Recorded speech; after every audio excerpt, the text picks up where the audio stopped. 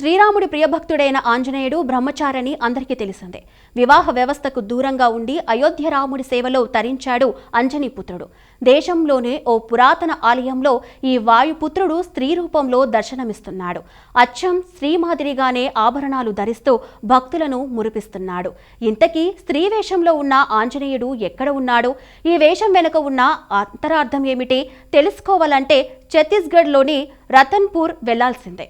భక్తులకు మనోధైర్యాన్ని నింపే అతి బలవంతుడు ఆంజనేయుడు. రామభక్తుడిగా, బ్రహ్మచారిగా, చిరంజీవిగా కోట్లాది మంది భక్తులు ఆరాధిస్తారు. హనుమాన్ చాలీసా పఠిస్తే ఎలాంటి భూత ప్రేతాలు దరిచేరవు. అంతటి వీరాంజనేయుడిని ఎవరైనా ఎక్కడైనా పురుషుడిగానే కొలుస్తారు. కానీ ఛత్తీస్గఢ్ రాష్ట్రంలోని రతన్పూర్ వద్ద ఉన్న గరియాబంద్ గ్రామ ప్రజలు మాత్రం ప్రసన్నాంజనేయుడిని స్త్రీ రూపంలో కొలుస్తారు. ఛత్తీస్గఢ్లోని గరియాబంద్ హనుమాన్ ఆలయంలో అంజనీసుతుడు స్త్రీముఖ ఆంజనేయుడిగా దర్శనమిస్తున్నాడు. బహుశా స్త్రీ రూపంలో పూజలు అందుకుంటున్న హనుమాన్ గుడి ప్రపంచంలో ఇదొక్కటే. ఈ విగ్రహం ఎడమ భుజంపై రాముడు, కుడి భుజంపై సీతాదేవి విగ్రహాలు కూడా ఉన్నాయి. ఈ ఆంజనేయ విగ్రహం దక్షిణముఖంగా ఉండడంతో దక్షిణామూర్తి అని కూడా పిలుస్తున్నారు. స్థల పురాణం ప్రకారం పూర్వంలో రతన్పూర్ను పాలించే పృథ్వీదేవ్జీ అనే రాజు ఈ ఆలయాన్ని నిర్మించారు.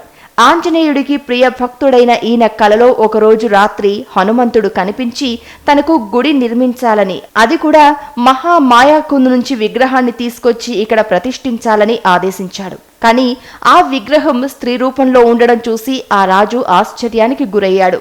హనుమాన్ ఆదేశానుసారం అలానే ఆలయాన్ని నిర్మించాడు. ఇక అప్పటి నుంచి ఈ ప్రసన్నాంజనేయుడు స్త్రీముఖంగానే పూజలందుకుంటున్నాడు. ఛత్తీస్గఢ్లోని ఈ హనుమాన్ ఆలయం భక్తుల కొంగు బంగారంగా నిలుస్తోంది. ఈ ఆలయంలో ప్రతినిత్యం విశేష పూజలు, అభిషేకాలు నిర్వహిస్తారు. ఇక హనుమత్ జయంతి వేడుకల్ని ఘనంగా నిర్వహించడం ఆనవాయితీగా వస్తోంది. ఈ ఉత్సవాల్లో ఛత్తీస్గఢ్ వాసులే కాకుండా మధ్యప్రదేశ్, జార్ఖండ్, ఆంధ్రప్రదేశ్, తెలంగాణ రాష్ట్రాల నుంచి భారీగా భక్తులు పాల్గొంటారు.